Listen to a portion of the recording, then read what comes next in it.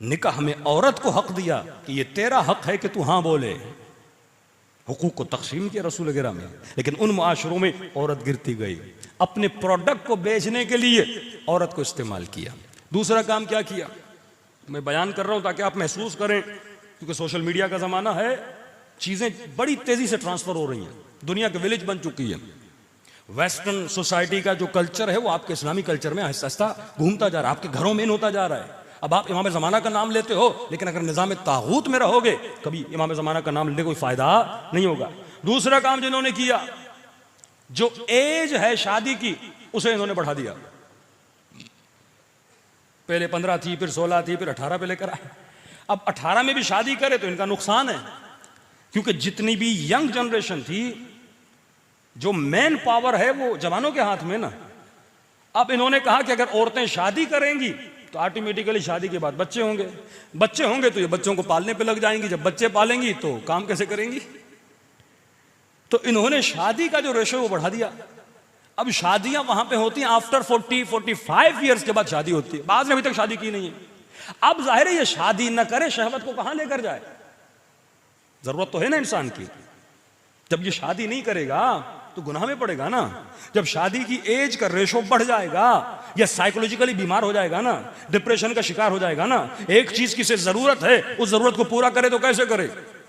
अब उस जरूरत को पूरा करने के लिए इन्हें गलत गलत जगहों पे इन्होंने पब्स बनाए, शराब खाने बनाए, हाँ, जवानों को खराब करने के लिए गलत जगहें बनाई ताकि ये वहां जाके रिलैक्स हो जाए, लेकिन शादी न करे। फिर कवानीन सख्त बनाए। अब एक बंदा शादी करे, खुदा न खास्ता बीवी के साथ इख्तलाफ हो जाए। अब मसलन ये करोड़पति है, एक लड़की से उसने शादी की, अब जैसे तलाक लेगा का आधा उसका आधा तेरा। अब कहेगा मेहनत मैंने की, मेरी सारी आधी मिलकर उसके बाद चले जाए।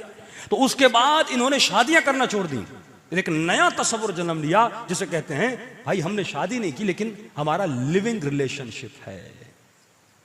मतलब विदाउट शादी, विदाउट निकाह हम दोनों एक दूसरे के साथ रह रहे हैं, बच्चा भी नहीं करेंगे, यानी ताल्लुक सिर्फ हैवानी बना। इस्लाम कहते हैं शादी हैवानी ताल्लुक को कायम करने के लिए नहीं है, शादी बेहतरीन नस्ल को पैदा करके उसे हुसैनी फिक्र देने के लिए है। शादी तरबियत इस्लाम के लिए है, वहां पे शादी को रेशा बढ़ता। आज हमारे मुआशरे में ये बीमारी आ रही है, नौजवानों की जो शादी की एज है वो बढ़ती जा रही है। अली वाला 32 साल का हो गया, शादी नहीं की। अब पूछा जाए भाई आपने शादी नहीं की, गुनाह से कैसे बचते हो, कहते मौला मैं तो बड़ा मोमिन हूँ, बड़ा मुत्तकी हूँ। अल्लाह कुरान में हजरत यूसुफ का वाक़ा मैंने सुनाया, इल्ला मन रहिम रब्बी, अगर अल्लाह का बुरहान न होता, जब एक ज़रूरत खुदा ने इंसान के वजूद में रखी है तो अपनी आंखों को तबाह करेगा। तो उस मुआशरे में औरत की वैल्यू सिर्फ यह है, वो मर्दों की आंखों की हवस को बुझाने के लिए है। इसकी जिंदा दलील यह है, ये बिलियनर एक्ट्रेसेस जो आप देखते हैं, जब तक जवान होती हैं इनकी वैल्यू होती है, जैसे ये बूढ़ी होती जाती हैं इनकी वैल्यू खत्म हो जाती है, क्योंकि लोग इनको सिर्फ इनकी जिस्मों की वजह से पसंद करते हैं। लेकिन मकतबे अली में जिस्म की वैल्यू नहीं है, रूह की वैल्यू है। ईरानी खातून मुत्तकी परहेजगार, उसने शादी की, शोहर उसका गया जिहाद पे, 8 ईयर्स ईरान इराक की जंग हुई। जैसे वो बेचारा वहां से आया, एक बम के नतीजे में उसकी टांगें ज़ाया हो गई, उसके हाथ ज़ाया हो गए। ये खातून 60 साल उस जानबाज के साथ जिंदगी गुजार रही थी। एक यूरोप से औरत आई, उसने कहा तुम कैसी औरत हो जिसकी टांगे नहीं, हाथ नहीं, तुम अभी तक इसकी खिदमत कर रही हो। तो कहने लगी हमारे मकतब में जिस्म को देख के शादी नहीं की जाती, रूह को देख के शादी की जाती है। हाँ? का लाखों मर्द मेरे शोहर पे कुर्बान, जिसने टांगे अल्लाह की राह में कुर्बान किए हैं, जिसने हाथ अल्लाह की राह में कुर्बान किए हैं। लेकिन जो लालच में आके रिश्ते बनाता है, लालच गई रिश्ता खत्म। जो लालच में आके दोस्तियां बनाता है, लालच गई रिश्ता खत्म।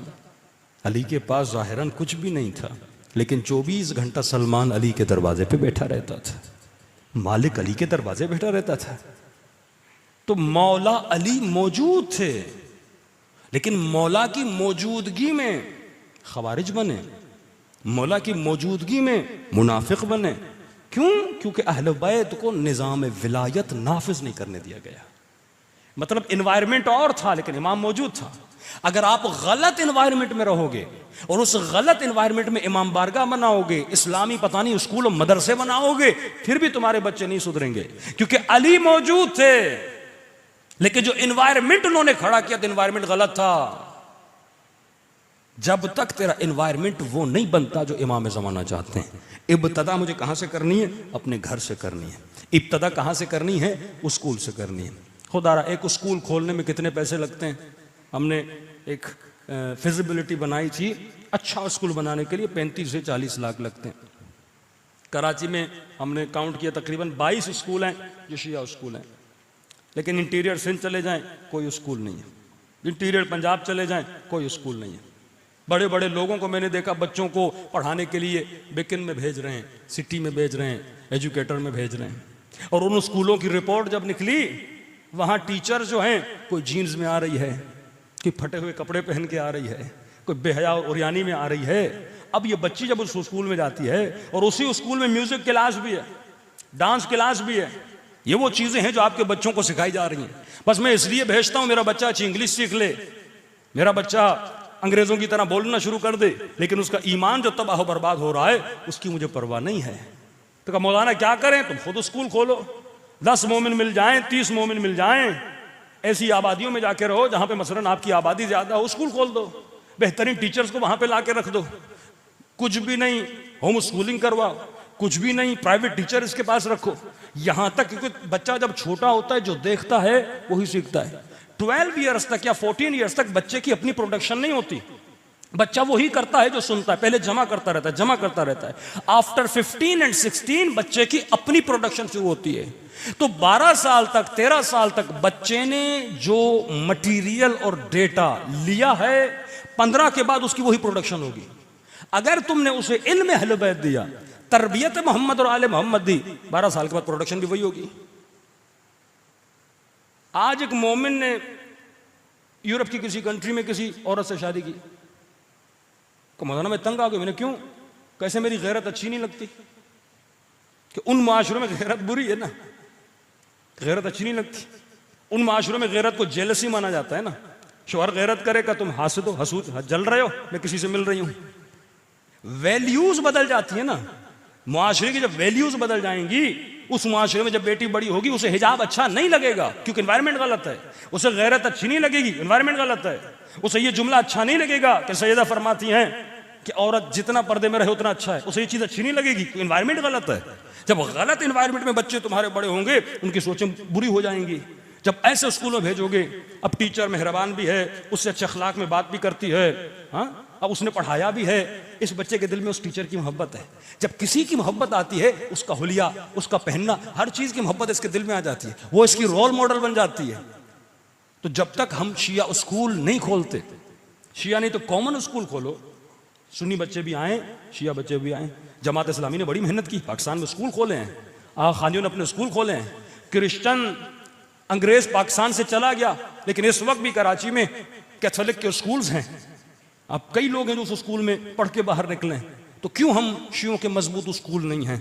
क्यों जगह जगह पे हम स्कूल नहीं बनाते? कुछ भी नहीं, हम क्यों ट्यूशन सेंटर्स नहीं बनाते? अब बच्चे को पढ़ाना भी है, गलत एनवायरनमेंट से बचाना भी है। अब ये नहीं हो सकता कि तू बोले कि मौलाना मुझे दुनिया भी चाहिए, मुझे आखिरत भी चाहिए। दुनिया भी तब अच्छी है जब अली के रास्ते पे जाके दुनिया लो कि रब्बना आतिना फिद दुनिया हसना व फिल आखिरत हसना। सलवात पढ़े मोहम्मद व आले मोहम्मद।